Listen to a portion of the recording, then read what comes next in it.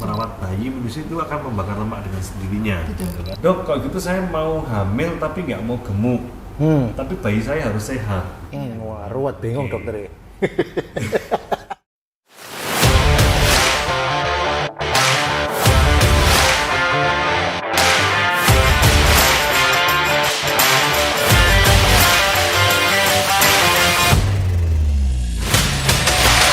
Hai guys, masih kembali bersama saya Fit Coach. Pada seri kali ini agak sedikit berbeda. Apa bedanya? Sudah pasti kelihatan. Ini bedanya.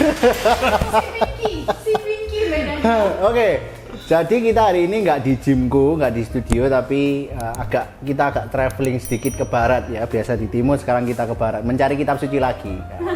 Jadi ini di tempatnya Lemiel, tempatnya C Fanny. Thank you banget. Jadi venue kita hari ini ada di Lemiel West, betul ya C ya? Ya.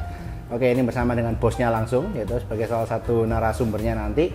Dan kemudian juga oleh kolega saya luar biasa, Dr. Robert. Thank you banget. Sudah diculik dari National Hospital juga. Dari operasi nih. Dari operasi ya. Operasi diangkat di bawah. Oke.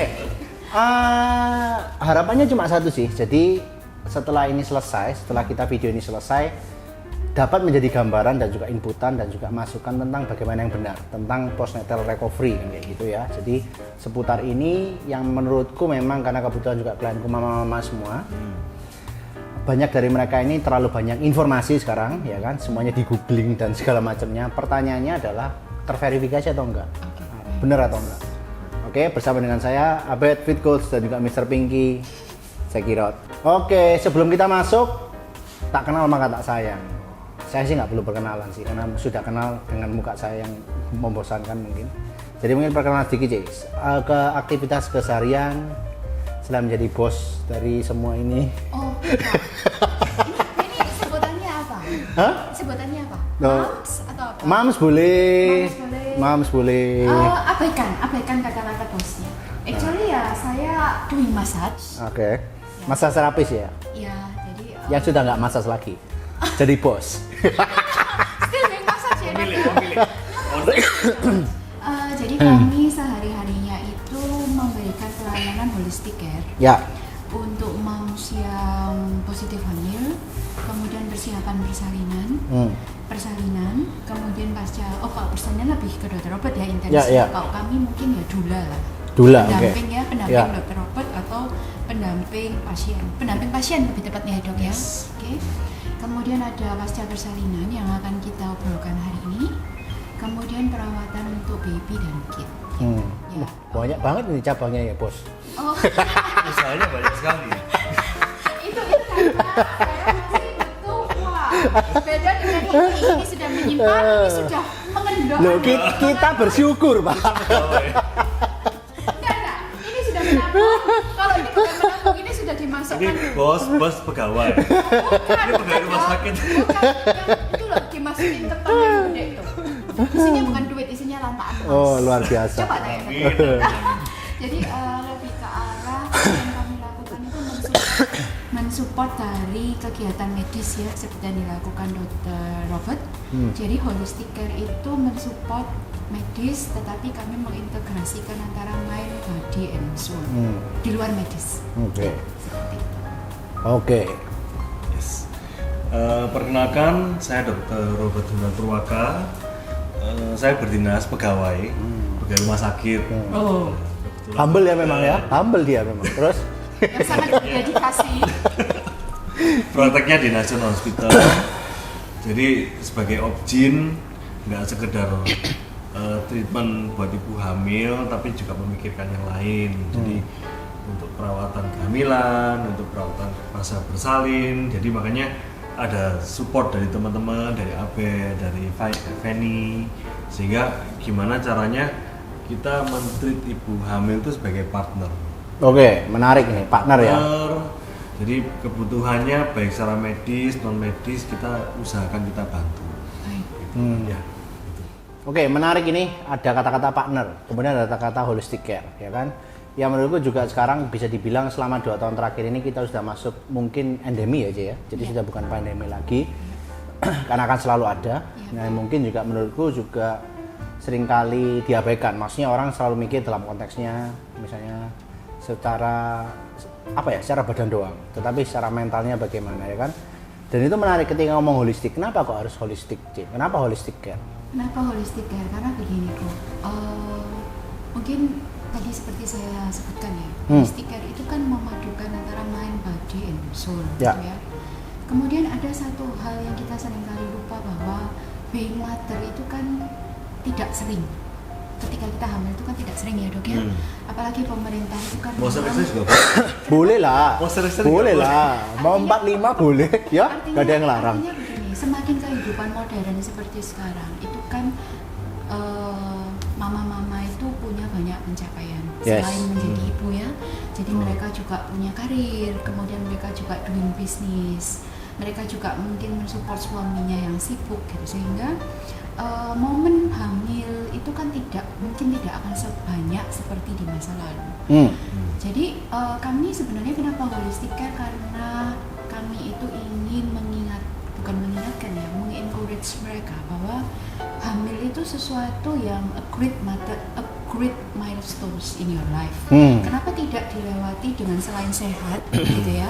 Sehat itu nomor satu. Sehat itu harus ya dok ya? Berarti olahraga harus ya? Harus, olahraga harus yang kedua. Kamu olahraga nggak? Ini di tengah-tengah kamu serius ya kan ngomongnya gitu. Ya nggak sopan. Oke, saya besok akan berolahraga. Kalau perlu saya post. Oke, ingat ya, ini omongannya dia loh, bukan saya yang bilang. Jadi ini ditagih nih, oke. Kita baik. Nah, jadi selain sehat tadi ya dok ya. Kalau memastikan sehat itu adalah tugas dokter Robert gitu. Tetapi holistic care itu memastikan dia hamil dengan happy dan fit. Ya, happy-nya ya misalnya kan nggak mungkin dong yang membuat happy dokter Robert gitu. Happy ini kan sebuah variabel yang kompleks, Ya. di mana bisa dicapai dari beberapa jalan holistic care, massage, spa, and then yoga, acupuncture gitu. Jadi so many things yang mungkin dokter Robert terlalu banyak pasien yang sibuk untuk menghandle. So itu kerjaan saya.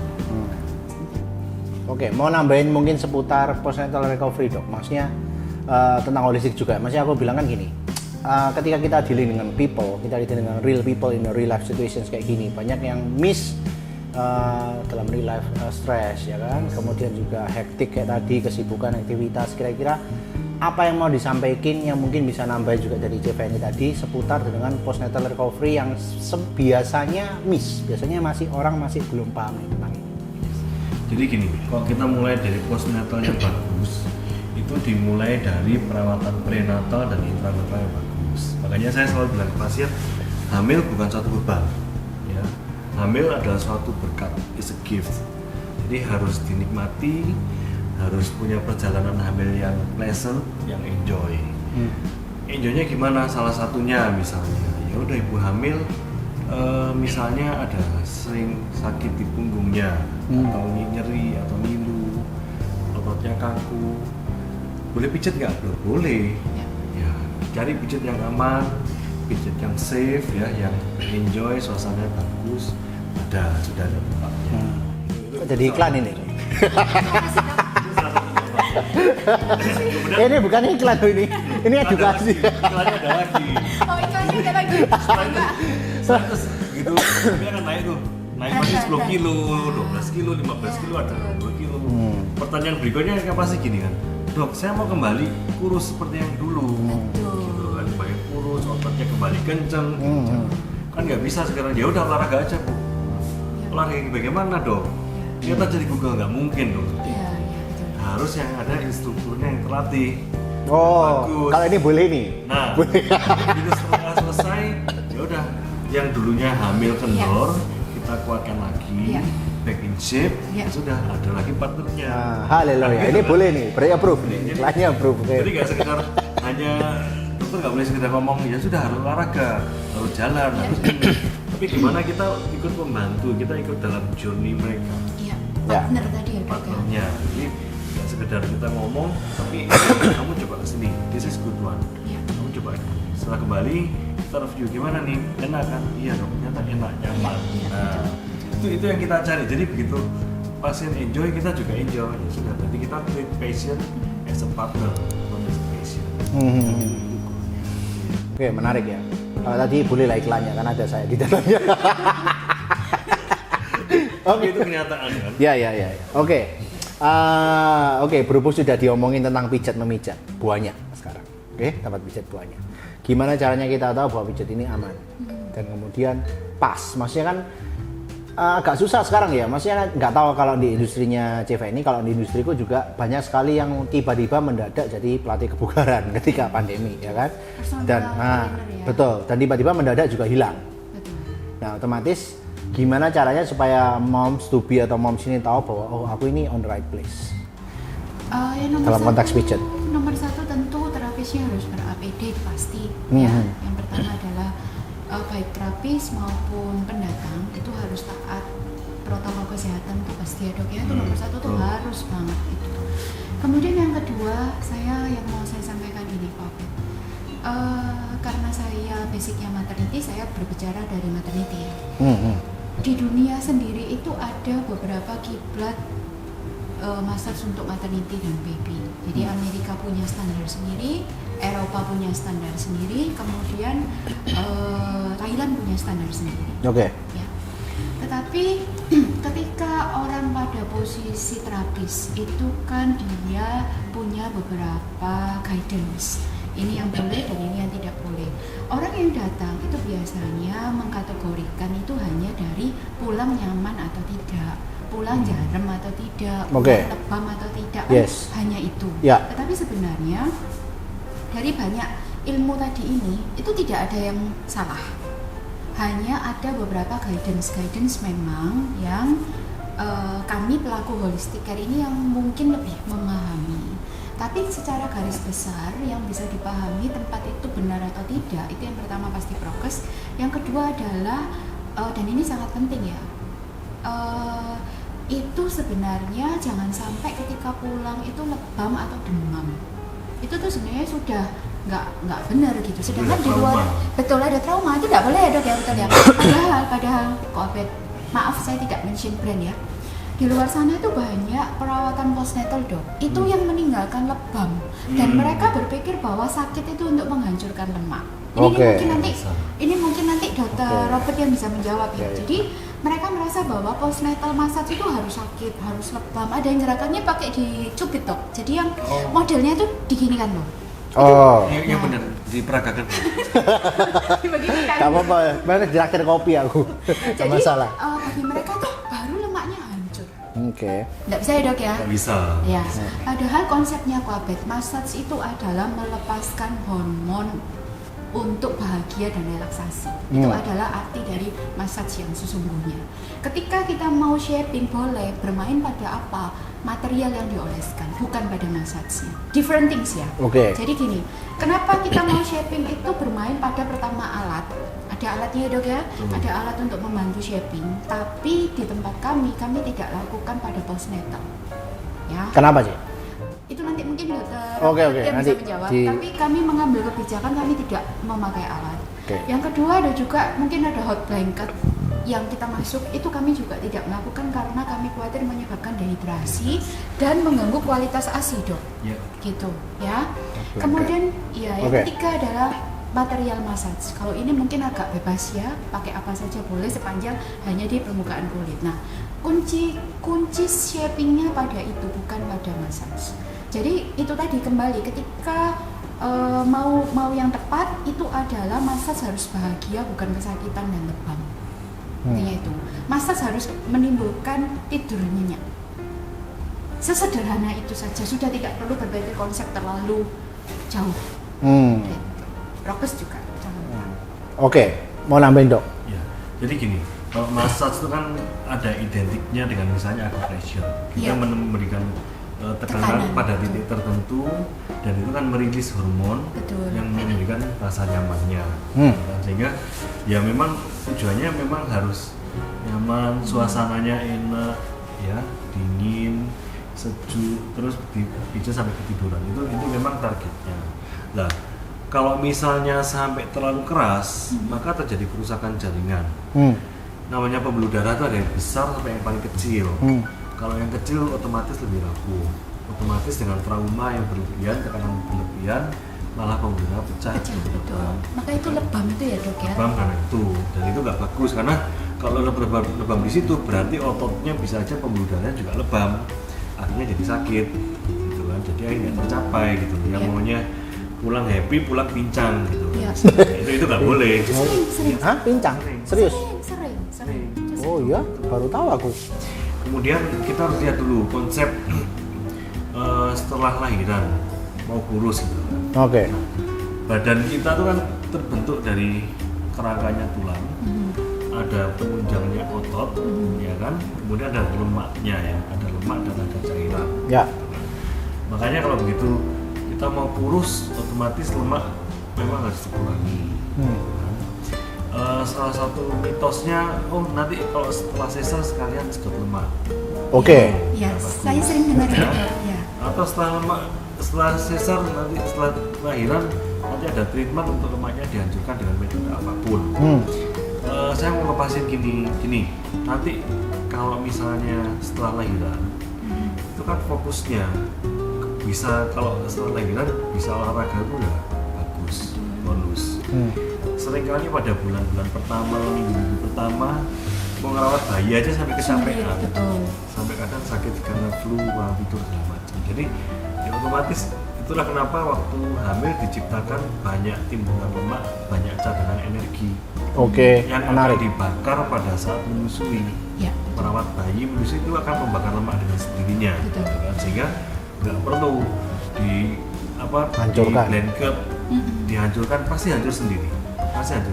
Nah, yang pasca melahirkan, karena begitu waktu hamil kan namanya tulang dia akan stay still, nggak masalah. Ligamennya akan kendor ya, Iya betul. ototnya akan kendor. Iya, betul. Nah, itu yang setelah persalinan akan memberi rasa kendor, rasa banyak karena ototnya juga teregang. Gitu kan. Sehingga kalau kita ngomong holistik ya lemaknya dihancurkan dari aktivitas fisiknya, menyusui, untuk cadangan energi, cadangan ASI ya, itu akan lemaknya akan berkurang, ototnya yang diperkuat. Jadi jangan sampai lemaknya habis tapi terus badannya lemas. No, kita nyari yang lemaknya habis tapi badan kembali ke bagus, kembali ke fit gitu kan. Makanya ada Veni, makanya ada Abed. Jadi kan cara melengkapi sebenarnya kan. Kan jujurnya gitu. Oke, mungkin pertanyaanku selanjutnya adalah banyak sekali sekarang misalnya diet-diet yang ketika mereka dalam konteksnya masih ASI, mereka diet. Nah kayak gitu sebenarnya wise atau enggak dok? Dan kemudian, ya. Kira harus lihat tuh, komponen ASI itu apa sih? Komponen ASI itu ya air dan gizi, gitu kan. Dikumpulkan jadi satu sehingga memberi tekstur, memberi warna, memberi bau, ya seperti ASI. Jadi kalau mau ASInya banyak, nomor satu ya minumnya harus banyak. Minumnya sedikit ya pasti ASInya sedikit. Itu konsep nomor satu. Sehingga kalau dikasih blanket dehidrasi, ASI pasti sedikit. Ya, jadi air harus cukup. Air minumnya banyak, ASInya pasti banyak. Itu satu. Kedua, gizi itu tidak jatuh dari langit. Betul. Enak lah Gizi itu bisa yang gitu. kita makan, badan memproses sehingga saripatinya keluar dalam bentuk ASI. Betul. Gitu kan. Sehingga kalau Anda makan bergizi, ya saripati gizinya itu yang masuk ke ASI. Itu akan bagus buat bayi. Contoh gini, kasarannya gini, kalau kita mau ekstrimnya, ya udah satu ibu hanya diberi nasi putih. Yang satu ibunya diberi tomahawk ya. Steak. Enak nih, Waduh, enak tenan. makannya bebas, mau makan apa aja dikasih. Semua orang pasti tahu lah kualitas ASI yang paling bagus yang siapa. Gitu kan. Artinya ya kita kalau ngomong ekstrim seperti itu ya, jadi makan yang bagus ya makanan yang bergizi. Iya, betul. Makanan bergizi ASI Anda pasti bagus. Iya, betul. Gitu kan. Kemudian ada trik satu lagi. Kadang dari kebutuhan gizi yang kita makan itu kadang masih belum mencukupi. Ya belum mencukupi karena ASI itu begitu parasitnya ke ibu, semua disedot untuk ASI untuk bayinya. Jadi ibunya dikorbankan. Makanya kalau orang zaman dulu misalnya menyusui terus waktu masa tuanya linu-linu, kita periksa ternyata osteoporosis. Oke. Kok bisa sih? Kalau kita runtut, oh ya berarti ASImu waktu itu banyak sekali. Kalsium di ASI itu kan banyak. Dari makanan nggak cukup. Akhirnya diambil dari mana? Diambil dari tulang ibunya. Jadi akhirnya ya sebulan 2 bulan juga nggak terasa. Bertahun-tahun akan terasa efeknya di masa tuanya. Gitu. Jadi begitu menyusui, selain makanan bergizi, tentu asupan vitamin itu juga penting. Asupan vitamin gampangnya apa sih? Sudah nggak ada yang namanya super vitamin, nggak ada suplemen karena tambahan. Jadi vitamin yang hamil, yang diminum waktu hamil itu bisa dilanjutkan. Kasih ekstra kalsium, ya, kasih ekstra zat besi. Ya, multivitamin dan campurannya zinc, selenium, magnesium, vitamin banyak di situ. Jadi air yang cukup, gizi yang bagus, tambah vitamin, itu akan menjadi ASI yang prima, ASI yang benar-benar premium gitu loh. Itu yang kita cari. Kalau untuk obat-obat perangsang itu perlu nggak sih, Dok? Oke, jadi kalau obat perangsang itu kan fungsinya dia akan menambah volume ASI. Tapi bukan kualitas ya, Dok? Ya? Tapi bukan kualitas. Jadi harus diimbangi dengan kualitas yang bagus. Oke, aku mau tanya gini, suplemen sekarang banyak, ya kan? Prenatal vitamin, suplemen. Nah, gimana caranya kita tahu ini cocok buat kita? Kan maksudnya kan, jadi kalau aku bisa asumsikan ya, berarti apakah lebih oke yang memang generic multivitamin, which is banyak sekali, tapi belum tentu dosisnya pas, karena kan kadang-kadang kan proprietary blend, atau lebih baik satu-satu nih, kalsium sendiri. Tapi kan kalsium kan kita bisa breakdown lagi dong. Yeah. Kalsium apa? Ada magnesium, ada seperti maksudnya apa orang Jawa bilang koleng, puyeng. Ya toh, kasarannya gimana caranya kita bisa tahu bahwa ini sebenarnya kita butuh dan kemudian kita harus minum apa, dan apakah memang bagaimana caranya kita milih brand. Kita memang kita nggak sebut brand, tapi bagaimana kita mengedukasi moms ini supaya jadi yang smart moms. Jadi gini, konsepnya adalah vitamin sebagai suplemen Ya. Itu konsep utama yang dipahami. Suplemen itu tambahan, jadi berarti ada yang utama dong. Yang utama itu apa? Utama dari makanan yang bergizi. Makanan bergizi itu apa? Semua orang tahu 4 sehat 5 sempurna. Jadi selama semua orang menerapkan, ibu hamil, ibu menyusui menerapkan 4 sehat 5 sempurna, maka sebagian besar dari gizinya akan terpenuhi. Gitu kan? Nah, suplemennya adalah dari vitamin yang diminum. Vitamin dosisnya banyak, kalsium ada kalsium karbonat, kalsium pantotenat, kalsium apapun ada. Ya. Prinsipnya kurang lebih sama sih. Jadi sepanjang Anda ada asupan kalsiumnya, ada asupan multivitamin, nanti badan akan mengadjust sendiri. Kita nggak perlu ngitung exactly 1 tambah 1, 2, badan akan mengadjust sendiri. Gitu kan terus kemudian gini, dari berbagai variasi gizi, hari ini makan daging sapi, besoknya ada ayamnya, besoknya ada seafoodnya, itu akan terpenuhi dengan sendirinya gitu. Badan kita punya kemampuan untuk menyimpan. Jadi hari ini kita kelebihan kalsium banyak, disimpan ke badan. Besok kan jelalah kok netnya kok kurang, kita ada cadangan. Itu yang memberikan balance. Oke. Jadi nggak perlu, dok vitamin yang paling bagus apa? Tidak ada vitamin paling bagus. Vitamin yang cocok buat Anda. Vitamin paling bagus tapi kalau ternyata rasanya nggak enak, Anda muntah sama aja. Tapi vitamin nggak berasa, Anda cocok, size-nya nggak terlalu besar, makanya enak, ya sudah, itu yang paling bagus buat Anda. Apalagi dibayarin, luar biasa itu. Oke, berarti suplemen tambahan opsional ya kan, yang pasti lebih ke arah variasi whole food, variasi. Nah ini sekarang gantian aku ini iklanin dia ya kan. Ya, otomatis kalau misalnya nggak bisa sambil, nah kalau supaya nggak bingung, tanya ke opsi Anda terdekat. Nah, ya. Yo ceng lu tuh, tadi kan sudah dipromosikan, ya toh. Instagram sorry, saya tahu. Robert Hunan SPOG. Enggak, Robert Hunan. Oh, Robert Hunan saja. Oke. Jadi iklannya pas kan, kita saling mengiklankan diri kita sendiri. tapi yang paling dapat jempol dia, Dok. Jadi yang memfasilitasi iklan dia. Yang paling dapat jempol dia. Intinya dia, pokoknya kita kumpul hari ini. Oke, siap. Oke. Jadi moms tuh applause buat WhatsApp. Oh, kita. Mr. Pinky. Mencintai moms dengan sangat. I love you. Sarang hiu. Sehingga mengumpulkan kami berdua gitu untuk sharing informasi yang benar. Oke, sebelum ke next question adalah aku mumpung inget, dan ini pasti jadi pertanyaan banyak sekali moms. Berat badanku nyantol dok, aku udah piye? Apakah itu fenomena apa ya?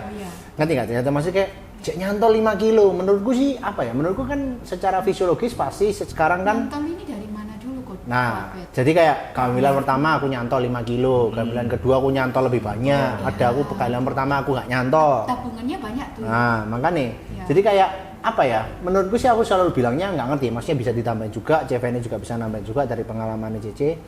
Kayak aku bilang ya, sekarang kan kamu jadi moms itu kan apa ya? Sekarang kan tubuhmu itu sudah dalam tanda kutip beradaptasi menjadi moms kayak gitu loh. Maksudnya kan terlepas dari semuanya itu ya Cici tadi bilang bahwa ya kehamilan itu banyak yang mau hamil tapi nggak bisa ya kan, masih berusaha, tapi makanya udah sebagai suatu blessing. Aku bilang nyata ya wis lah, penting kamu berfungsi dengan baik. Pada dasarnya juga ya susah diomongin. Berani komen, Dok. Loh, kalau aku berani karena menurutku juga apa ya, karena orang terlalu terpatok dengan yang namanya apalagi moms itu kayak punya berat badan ideal tertentu. Makanya aku bilang nggak ada berat badan ideal di mana kamu nyaman dan kamu bisa enjoy dengan itu, ya that's your BBI ideal. Dan juga nggak ngomongin tentang komposisi tubuh kan kayak gitu. Itu dari aku, kok aku jangan malah curcol. Iya, aku mau nanya itu berat badan Jadi nyantol. gini, orang hamil begitu hamil pertama badan tuh kan badan akan beradaptasi. Ya, Dia akan ngomong oke, badannya di dalam akan bilang oke, ini saya lagi hamil dengan perubahannya sekian, berarti nanti saya harus mempersiapkan untuk hamil yang kedua. oke. Ya, hamil pertama misalnya, oh dengan beban bayi 3 kilo, ternyata otot punggungnya masih nggak ngatasi. Jadi waktu hamil ada keluhan sakit punggung, Ya. ada keluhan lemes, Ya. aktivitas kurang, itu akan diingat oleh badan seorang ibu. Oke, menarik. Dan itu akan disimpan untuk berikutnya, sehingga ada adaptasi pada menuju ke hamil keduanya, ya otomatis massa ototnya pasti berubah, gitu ya. Kadang ada adjustment dari massa lemaknya, gitu kan. Dan itu akan memberi semacam tambahan amunisi untuk beban hamil kedua dan seterusnya. Nah, terus ada sanggahan gini, tapi kan ada yang begitu hamil selesai dia akan kembali ke bentuk awal. Oke, betul. Jadi itu memang terkait dengan genetik. Ibaratnya kalau memang secara genetik kamu kurus, ya sudah, genetikmu sangat kuatnya sehingga proses adaptasi itu tidak berjalan dengan baik dan kamu akan kembali ke porsi asal. Tapi kamu hamil, kamu akan mengalami keluhan yang serupa dengan hamil yang pertama. Beda yang sudah beradaptasi, keluhannya kan nggak seberapa, gitu kan. Kemudian ada juga yang ternyata dia beradaptasi tapi dia olahraganya ekstrim, olahraganya dimaksimalkan sehingga dia bisa kembali ke bentuk awal. Itu bisa sih. Jadi tergantung dari mana kita melihat sisinya.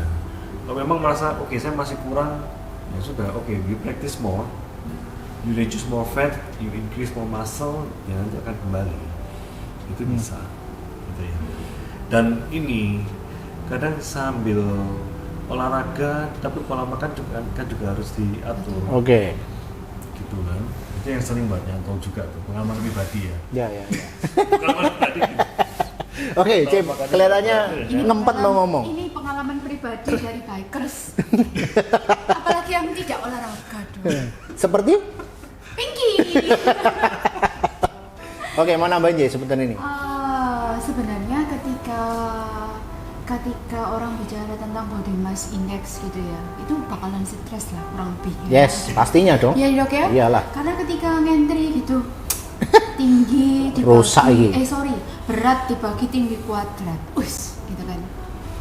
Yang mau saya bilang sebenarnya itu adalah begini, shaping is more important than weight, gitu. Jadi ketika, ngomong ya, berat badan idealmu tuh harusnya 50 misal. Tapi ternyata dengan punya berat badan 50, kok dilihatnya nggak pas ya. Oke.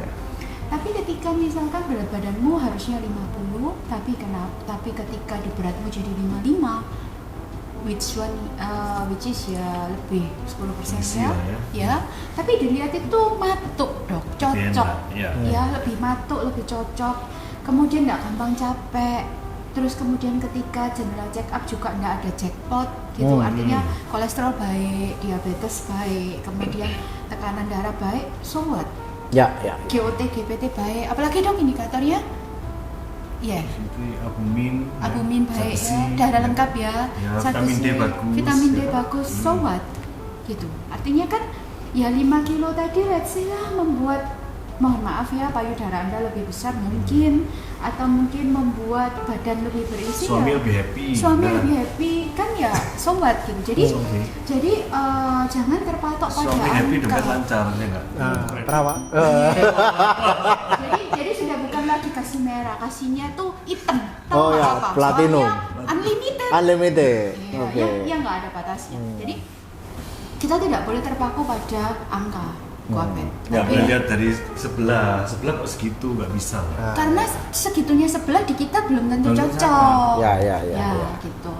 Kemudian yang lebih penting lagi, Koapet, itu adalah kita tuh sebenarnya kan being mother itu banyak hal ya. Jadi being mother itu adalah kita itu menurunkan nilai, menurunkan legacy lah Ya.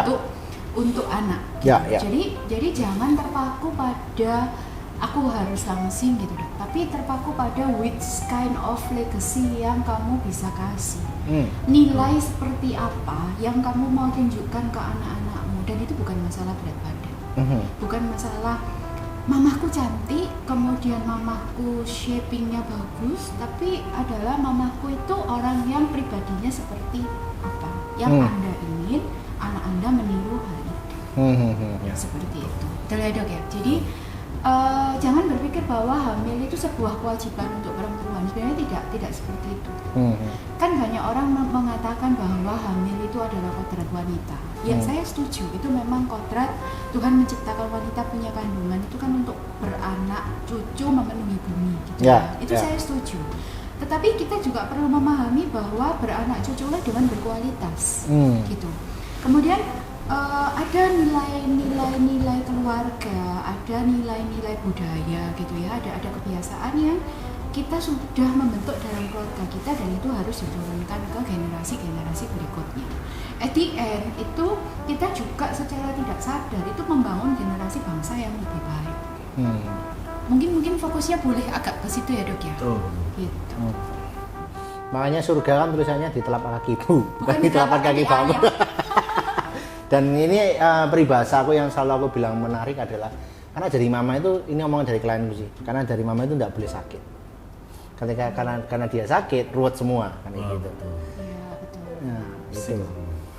Oke. Tapi kalau bapak sakit nggak sepusing itu ya dok Nggak ya? sepusing itu. Soalnya balik lagi yang pusing ibunya. Yang sakit bapaknya, yang pusing ibunya. Kalau yang pusing ibunya, yang sakit ibunya, yang pusing ibunya. Oke lah. Pusing terus lah. Iya. Oke, mungkin next question-nya adalah kita lebih ke tools nih, kayak produk pelangsing nih, yang banyak banget dan berbagai macam produk. Jadi Cece sempat ngomong juga salah satunya untuk memangnya itu adalah pemilihan jenis produk treatment, betul ya Ce ya? Iya. Yang menempel di sini ya dok. COVID, Ya. Jadi dengan begitu banyaknya modalitas alat, kemudian apa ya? Ada bengkung lah, ada apa itu? Korset, wrap dan segala macamnya. Nanti juga dari dokter juga aku ingin ngerti pendapatnya dia seefektif apa? Memang seefektif itukah ataukah itu opsional atau ya apa sih? Kalau di tempat kami, saya hanya menceritakan yang saya tahu ya. Ya. COVID ya. Itu kami punya 3.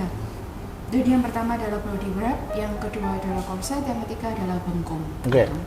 Saya sempat mendiskusikan hal ini dengan dokter spesialis rehab medik, Oke. Dokter Farida. Oke. Jadi begini, banyak orang di luar yang sana itu yang beranggapan bahwa yang paling bermanfaat adalah bengkung, karena bengkung itu sangat kencang, sangat ketat ya, sangat kencang. Ya. Tetapi ada juga yang berpendapat bahwa itu akan menyebabkan iritasi kulit untuk yang sensitif. Ya. Semua itu tidak salah, karena memang ada yang mengalami itu. Ada yang iritasi, ada. Kemudian tapi beberapa pengalaman dari pasien-pasien kami itu memang bengkung itu membuat tulang bukan tulang ya, panggul itu lebih kencang dan tegak.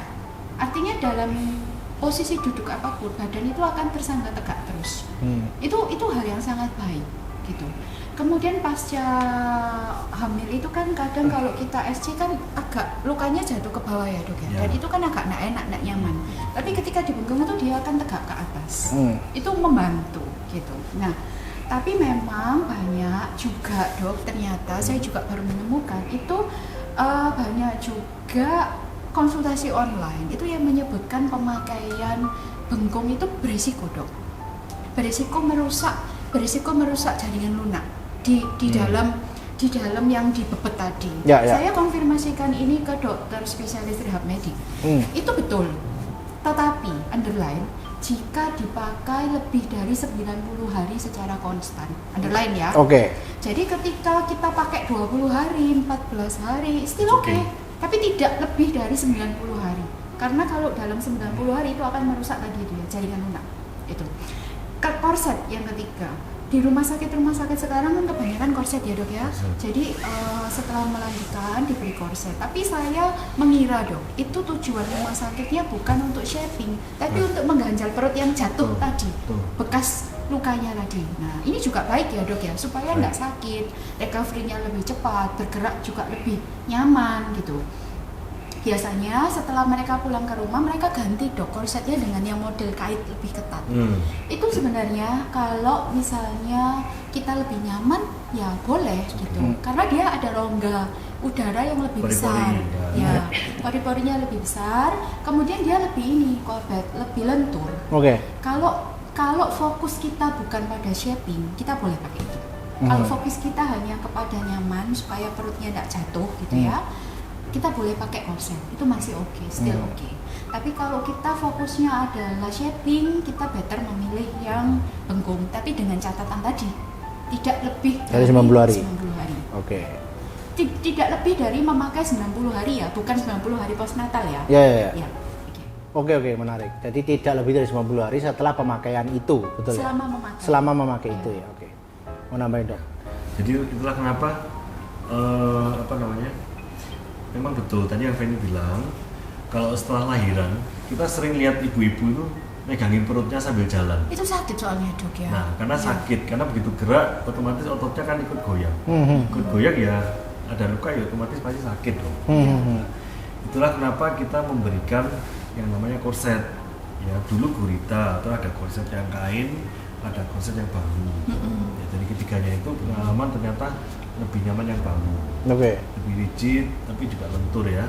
Jadi bisa menahan dengan pas itu. Sehingga ya begitu ibu setelah persalinan terutama yang sesar, dia bisa segera mobilisasi, bisa segera gerak, otomatis penyembuhan, recovery apa semua akan berjalan dengan lancar gitu loh. Iya, betul. Akan bagus dan dia akan menikmati, oh ternyata sesar kalau tidak sesakit yang orang bilang. Masih bisa enjoy. Betul. Ini yang kita harapkan. Jadi tidak memberikan trauma bagi ibunya untuk persalinan berikutnya. Gitu kan?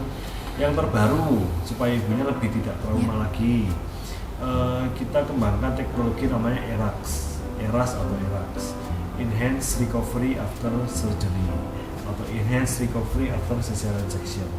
Jadi pasien pagi saya sesar, sore sudah kita harapkan jalan dan memang bisa. Pasti memang pertama takut, Dok nanti kalau ini gimana? Enggak, pasti bisa. Satu harus yakin Anda bisa. Begitu dia bisa jalan, dia kan enjoy. Oh iya, ternyata bisa jalan. Betul. Beberapa dia udah pakai ganti baju daster. Iya. Selesai. Terus begitu bisa jalan, ya saya dengan mudah ngomong, oke, kateter akan saya lepas. Iya.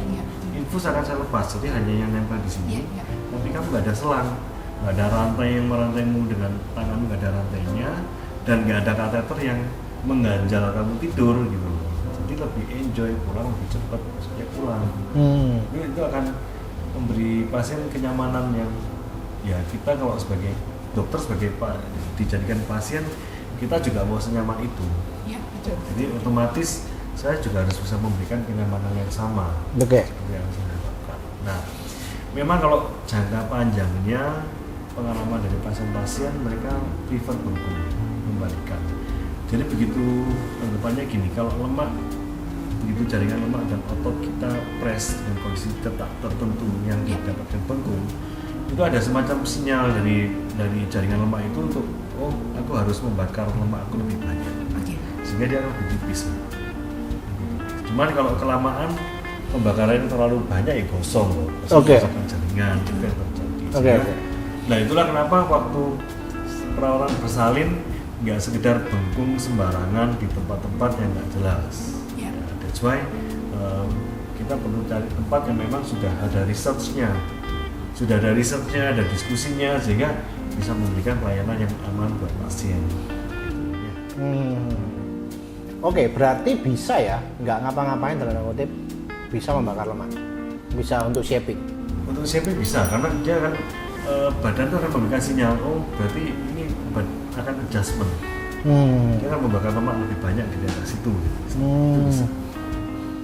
Tanpa olahraga dan tanpa jaga makan. Karena gini, mungkin dalam konteks adalah begini. Karena ada terakhir aku tahu bahwa ada beberapa produk yang mengklaim kamu pakai ini olahraga, ya kayak model bebetan itu.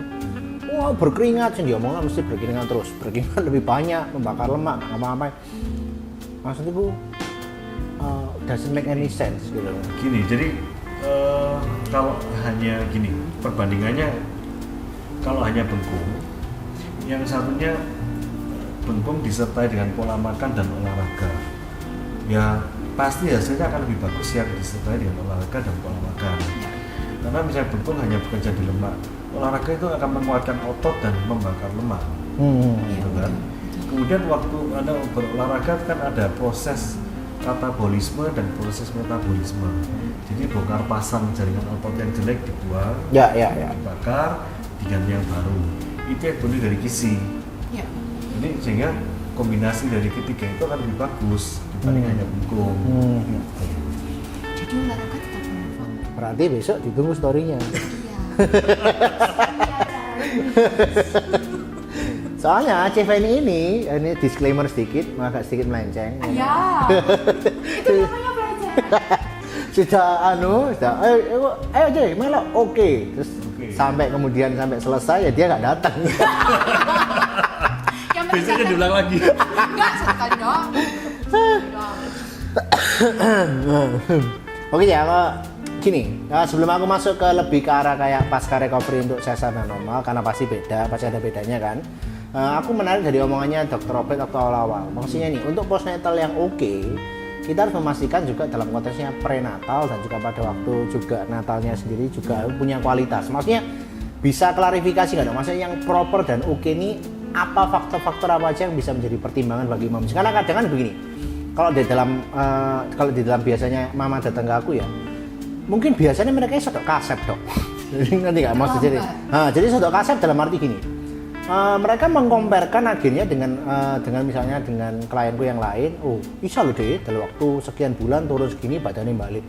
Yo sorry lah, sing situ wis latihan piro suwe, dhewe kasarane wis ket muda, dhewe olahraga, dhewe mindful makan, lalu datang kondisinya ini coba kenal awak dhewe coach bukan tukang sulap, aku bilang kayak gitu. Jadi maksudnya kayak itu, maksudku kayak gimana cara dalam konteks medis mungkin dari JJ juga bisa nambahin juga apa yang kira-kira perlu kita perhatikan, faktor-faktor apa aja ketika prenatal dan natalnya.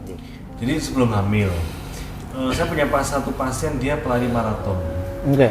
Badannya bagus begitu dia hamil dia masih sempat lari maraton. Wih. Setelah itu baru dia sadar blood match ya, tes positif. Waduh, tes positif terus periksa, jadinya baik-baik saja tuh. Terus kita pernah lihat di video. Karena dia terlatih ya dok ya. Video di YouTube orang hamil masih bisa senam, angkat beban. CrossFit itu. Iya betul. CrossFit masih bisa. Betul. Karena dari shape-nya dari mudanya dia udah terlatih seperti itu. Jadi nggak bisa dikompar. Yang satu hanya makan tidur, satu olahraga. Itu jelas nggak bisa dikompar. Apalagi sama yang olahraganya sejak lama gitu ya. Betul. Itu pasti akan berbeda. Jadi waktu hamil pertanyaannya kan gini. Range normal kenaikan berat badan selama hamil antara 10 sampai 25 kilo. Gitu kan. Ada satu yang naik 10 kilo, ada satu yang 25 kilo. Nggak bisa dong dikompar. Mau hasil yang sama 25 kilo kan membutuhkan effort yang lebih untuk mencapai level yang dicapai oleh 10 kilo itu. Nah, jadi strateginya gini, dok kalau gitu saya mau hamil tapi nggak mau gemuk, tapi bayi saya harus sehat. Wah ruwet, bingung dokter. Ya Pak ulangi. Apa itu jadi dok? saya mau hamil, berat badan nggak terlalu banyak naiknya, tapi ada jaminan bahwa bayinya sehat. Ngeluh dokter. Tapi nggak abot. Kita orang Asia, kita terbiasa makan nasi ya, karbohidrat. Kita suka yang berkarbo, nasi, roti, mie combine jadi satu kan. Nasi goreng sama mie goreng terus ada roti, enak banget. Iya. 2 jam gitu lagi diulang lagi soalnya. Terus saya ngomong ke ibunya, lah kalau ada kayak gitu sebulan ini 4 kilo kan, kita gampang, ngetresnya sangat mudah. Kita lihat berat badan yang lalu sama sekarang. Kita, oke, ini 4 kilo ya. Ya udah kita lihat bayinya. Bayinya tumbuhnya kok standar, nggak gemuk, ya nggak kurus, standar. Oke, jadi tinggal main sulap kan. Berarti selama ini makannya cuma makan karbo ya, banyak makan nasi, makan mie, makan roti. Iya dokumennya itu. Ya pantas, berarti 4 kilo sebulan bayimu naiknya standar, gizinya terpenuhi, tapi nyata mamanya banyak. Dan kamu sekarang hamilnya masih 5 bulan. Iya, betul. Kamu teruskan pola yang sama, berarti hamil 9 bulan, 5 kali 4, nambah 20 kilo lagi. Kamu naik 10 kilo, jadi naiknya setelah ini 30 kilo. Oke. Are you ready? Ya, No. Semua langsung aku nggak mau, dok, nggak mau. Ya sudah, kita cari pola makan yang mana yang lebih suitable. Gitu kan. Pembentukan bayi di awal memang butuh pembentukan organ. Ya, Semua betul. organ perlu, makanya ya bisa cadangan ibunya harus bagus. Ibu yang kurus ya jangan mengharapkan bayinya sehat. Betul. Yang terlalu kurus Ya. ya, yang kurus dengan BMI normal bayi masih oke. Ibu yang underweight ya harus gemukkan dulu baru hamil, karena perlu menyimpan cadangan energi, cadangan protein segala macamnya untuk bayinya nanti. Nah, kalau sudah hamil, bayi dia akan tumbuh otot, tumbuh lemak, ya, tumbuh tulang. Jadi mirip dengan kalau kita mau bodybuilding. Ya. Kamu mau build up muscle, nggak mungkin hanya makan nasi. Oke. Pasti nggak bisa dong. Ya. Kamu mau build up muscle tuh berarti harus makannya makan dagingnya kan, makan protein. Sehingga pada ibu hamil, lah kalau kita makan steak, pagi makan steak mungkin sorenya baru bisa makan lagi. Betul. Ya, Saking kenyangnya kan, Betul, masa tunda di lambungnya tuh lama. Iya, betul. Makan nasi 2 jam lapar loh. Betul. Jadi ibu hamil kan saya suruh gini, coba deh bu, kenyang porsi makannya diubah, ya. Jadi yang dulu persentase nasinya 60%, sekarang 30% aja. Untuk karbo ya, Dok ya. Karbonya 20% misalnya. Kenyangkanlah dirimu dengan makan protein dan lemak, daging dan lemak. Nah, kenapa kok kayak gitu saya nggak mau gemuk, Pak? Makan protein tok ae. Oke, iya biasa gitu juga. Nggak bisa dong, karena badan itu kan perlu kalori.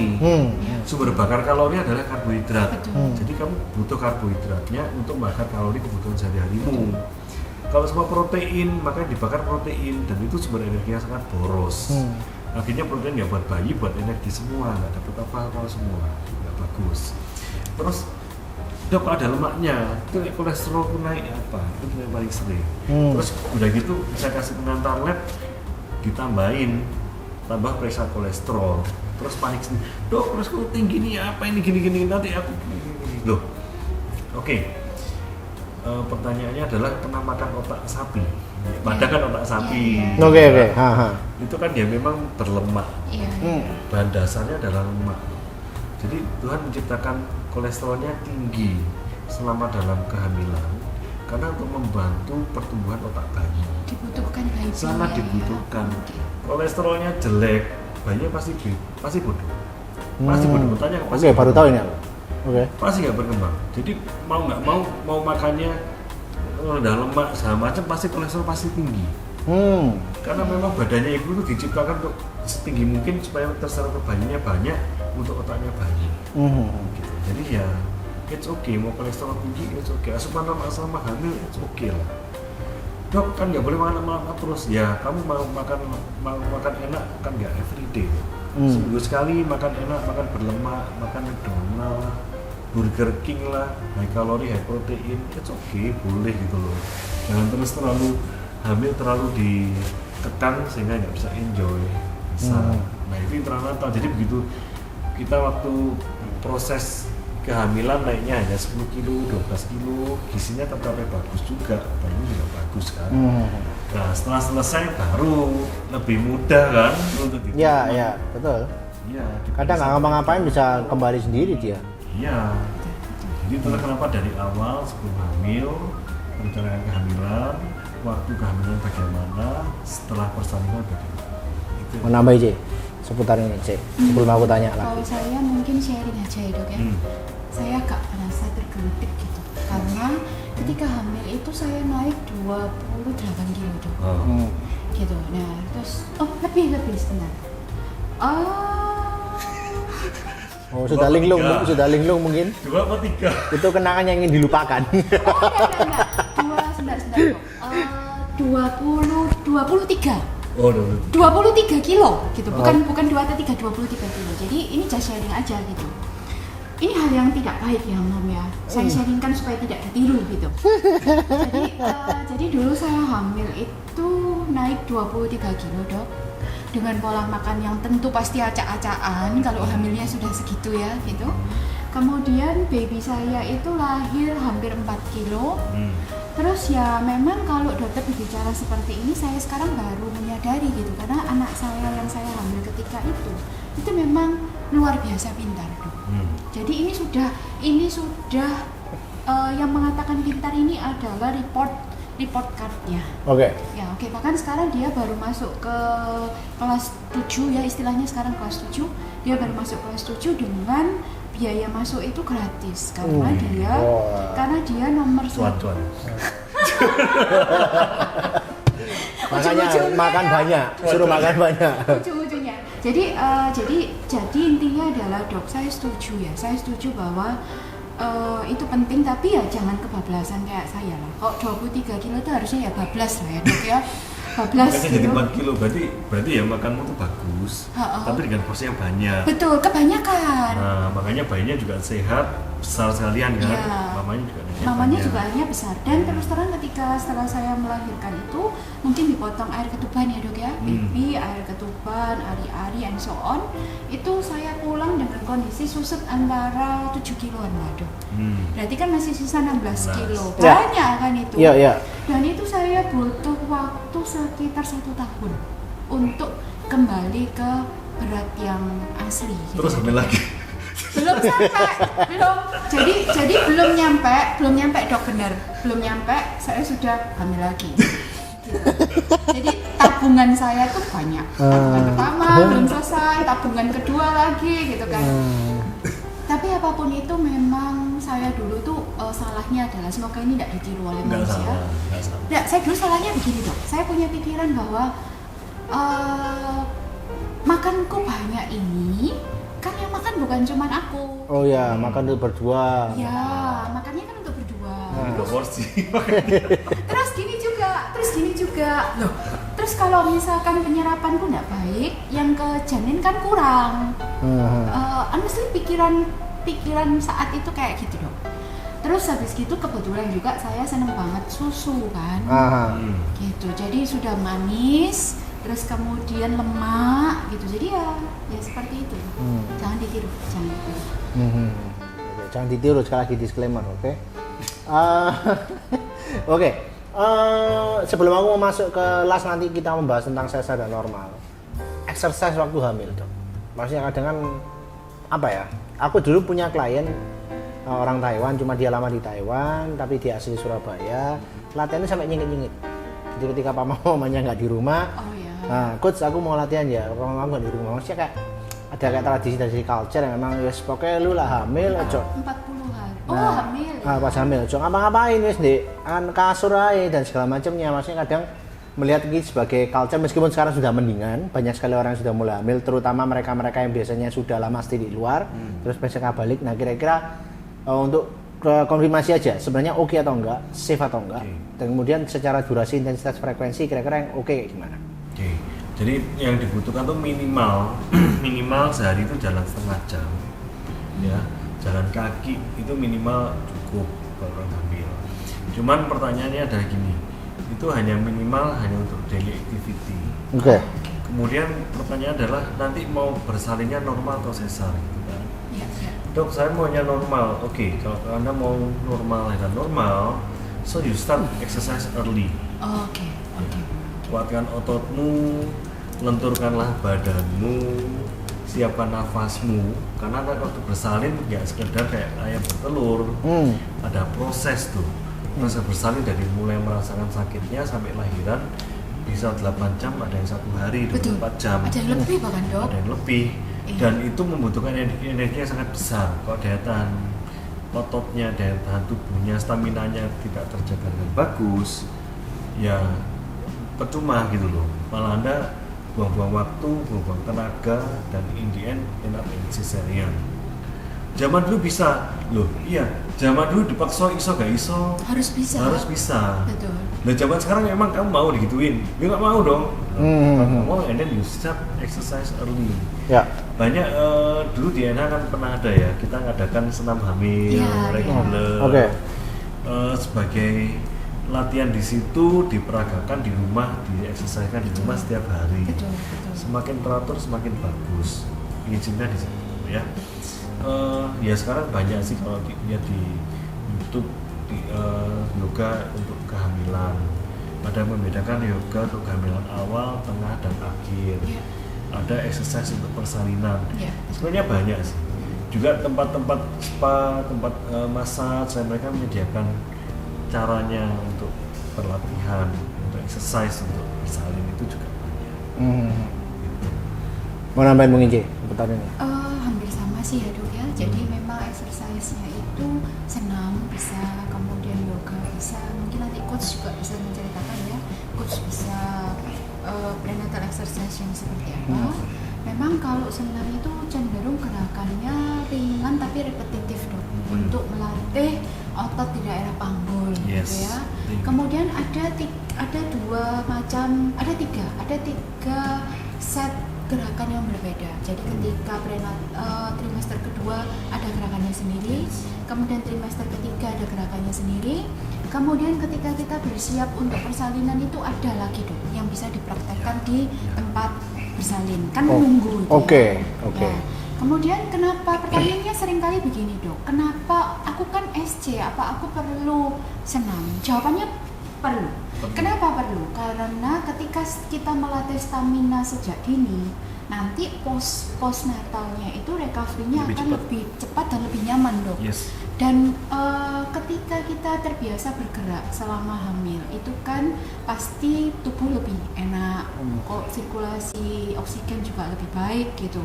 Jadi nanti ketika kita setelah melahirkan tidak bisa berolahraga, tubuh kita masih punya kekuatan untuk menahan. Oke, menarik. Itu perlunya olahraga.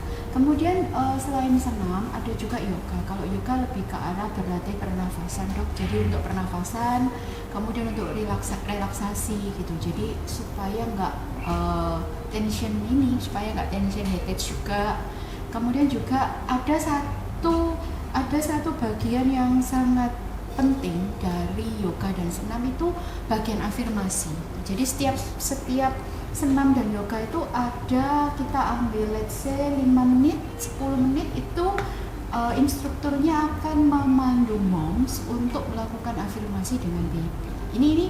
Ini hal yang cukup baik. Biasanya pada momen ini itu kami mengundang dads-nya untuk join. Supaya mereka bisa bertiga Ada gitu. attachment ya. Ya, ada attachment antara tiga orang ini. Dan juga pada tahapan-tahapan akhir dok, pada trimester akhir itu biasanya dadnya memang minta bergabung. Ya, Jadi gabung. ada sesi khusus memang untuk persiapan persalinan. Jadi dad ini memang akan diedukasi, tentu ya cuman sederhana sih dok. Dia diedukasi untuk menjadi pendamping bagi istrinya, bukan malah ngeribetin loh ya. Ya. Tetapi mendampingi, Bantu mijat, bantu mengangkat. mendampingi, terus mungkin bantu membolak-balik posisi yang nyaman gitu. Yang paling penting adalah mensupport ya. Jadi jangan sampai nanti sudah momsnya ini panik dan down. Sakit dimarahin bapaknya. Nah, kamu Gitu tidak aja beri kok aja. iso. Kalau pas bikin nggak ada yang ngomong gitu dong. Kalau pas bikin nggak ada yang ngomong gitu. Gitu. Oke, last question. Secara pasti, sesa normal, kira-kira secara postnatal recovery, apa yang pembedanya apa? Mungkin dari CV ini dulu, terus kemudian Closingnya Dr. Robert. dengan Dr. Yoi. Untuk recovery-nya kalau dalam area holistic care sama.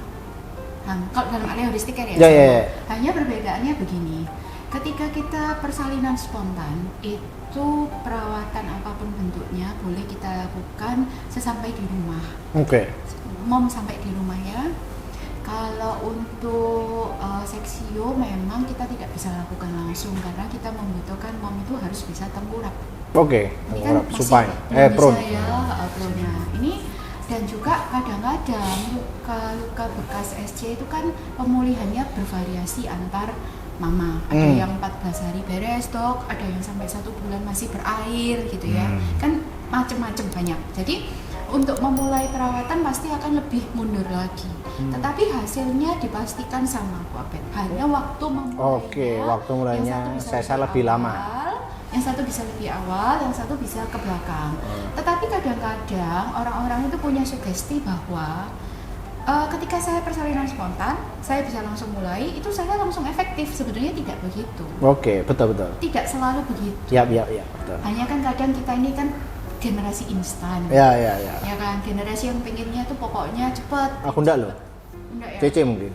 Berarti dia generasi Z, salah dok. Berarti dia generasi X dok. Generasi tua. Jadi kalau masalah yang lain kok kayak masalah produksi ASI gitu ya, breast care itu untuk produksi ASI ya dok ya. Saya rasa ya mungkin hampir mirip lah.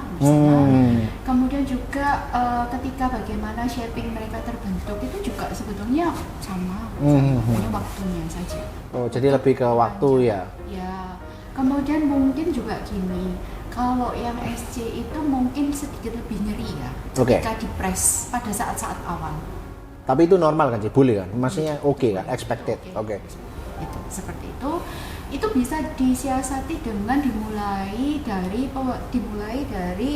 apa ini namanya kok. Jadi bekas lukanya itu kan kita bisa tutup dulu ya dengan perban yang apa namanya, yang kedap udara dok. Kemudian yang tidak lembab gitu ya. Baru kita lakukan seperti bengkong itu. Oke. Dan itu pun juga pada area bekas luka itu biasanya kita agak longgarkan. Kemudian hari demi hari baru pelan-pelan di ini dok.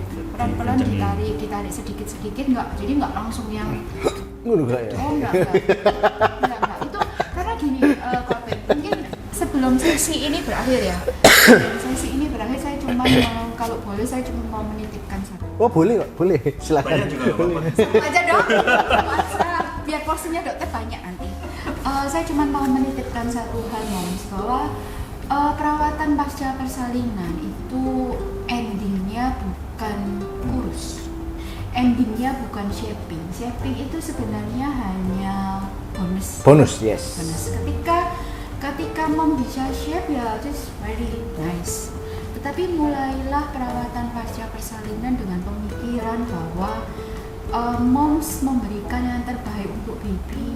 Kemudian moms bisa melewati masa recovery ini dengan nyaman. Kemudian moms terhindar dari baby blues gitu ya.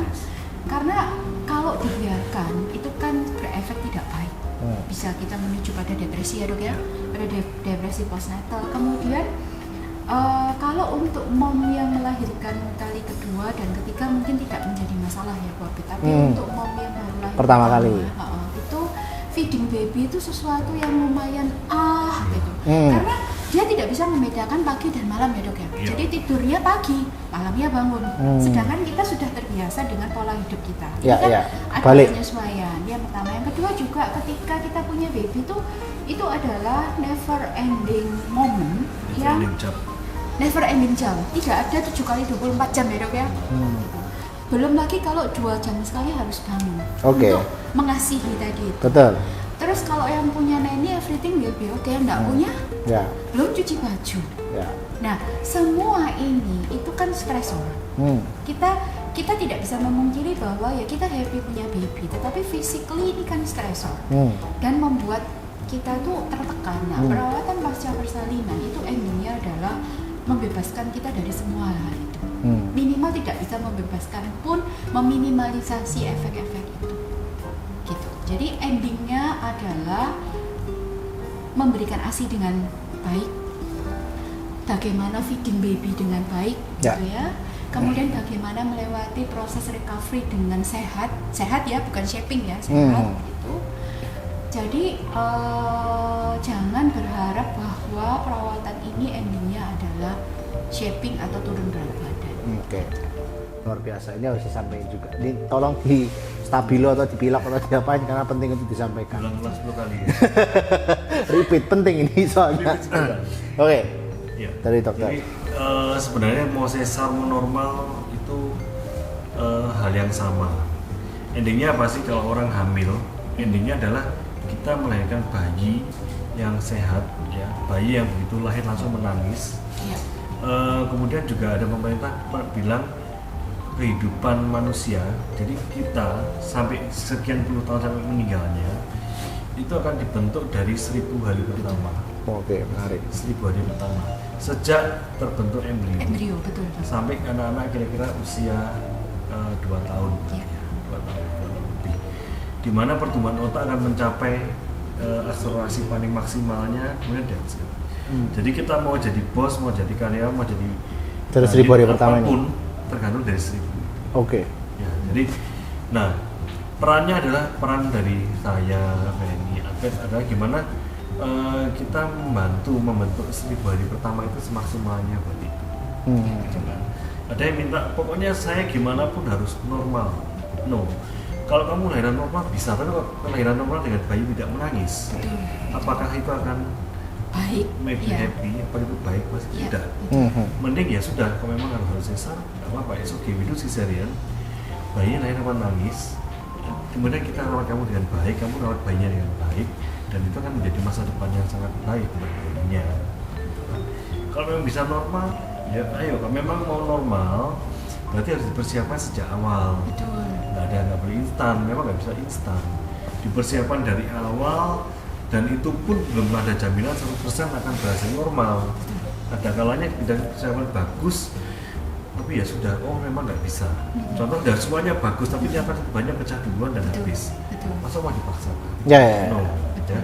Jadi kadang ibu hamil akan terpacu dengan, oh nanti saya pokoknya maunya lahirannya gini. No, kamu nanti maunya adalah bayi lahir dengan sehat dan selamat dan kamu merawat bayi dengan bagus. Itu yang harus diperhatikan ya. Jadi mindsetnya harus Oke. ya. Nah, kita mempermudah, oke, lahiran normal memang dalam 2 jam pun mau pulang pun kalau ibunya mau sehat silahkan, boleh 6 jam pulang ada gitu kan. Sesar dulu waktu saya zaman koasisten kira-kira sekitar 20 tahun yang lalu, sesar itu masih 5 hari di rumah sakit. Setelah sesar hari pertama hanya berbaring di tempat tidur, hari kedua setengah duduk, hari ketiga itu baru boleh jalan, hari keempat angkat jahitan separuh, hari kelima baru boleh pulang. Sekarang sudah kita permudah dengan mekanisme biasa lebih bagus, penjahitan yang lebih halus, ya, ada mekanisme eraks, sehingga ibu setelah sesar pun bisa mencapai level kenyamanan yang hampir sama dengan ibu yang bersalin normal. Oke. Itu peran, itu usaha kita untuk so you can enjoy your baby gitu. Kamu bersalin nggak trauma, you treat the baby well, everybody happy. Jangan gitu ya. Oke, jadi mungkin lebih ke arah closing statement-nya adalah lebih ke sehatnya dulu ya. Jadi lebih ke sehatnya, badan bagus itu bonus gitu aja ya. Yep. Oke, tadi juga nggak kerasa ini udah 60 menit lebih, luar biasa. Dan juga ada juga beberapa topik yang menurutku bisa jadi the next one. Baby blues, 1000 hari pertama juga bisa. Secara anxiety itu menurutku depression, mau nggak mau kadang kita menyangkal bahwa kita punya itu padahal sebenarnya kita punya, tapi kita ada denial di sana. Yang menurutku juga bisa dibilang apa ya, mungkin topiknya masih miss, masih karena di YouTube mungkin terlalu banyak clickbait and everything kan. Menurutku ini adalah topik yang harus dibahas. Thank you banget Ceveni, thank you banget Dr. Robert. Kalau mau cari kalian ini carinya paling the best di mana sih? Share location langsung di sini. Oh, kalau itu masih ada lah. Nanti di YouTube channelnya. Masih ada. Ada scan barcode. @lenial_id. Oke, itu di Ceveni. Dr. Robert. Robert Hunan. Robert Tunan. Oke, pastinya nggak ada yang tak retak. Thank you banget, ini ada Mr. Pinky sudah hampir 70 menit menemani saya juga, capek dia dipeluk. Kalau ada saran, pertanyaan, kritik ataupun inputan, apapun yang ingin dibahas mungkin for the next topic, please let me know juga. Gila udah YouTuber gua ya kan. Subscribe, like, and share. Oke. Susi ini Deddy Kobusier. Oke, see you on the next episode. Abad Fit Coach, ciao, thank you and God bless.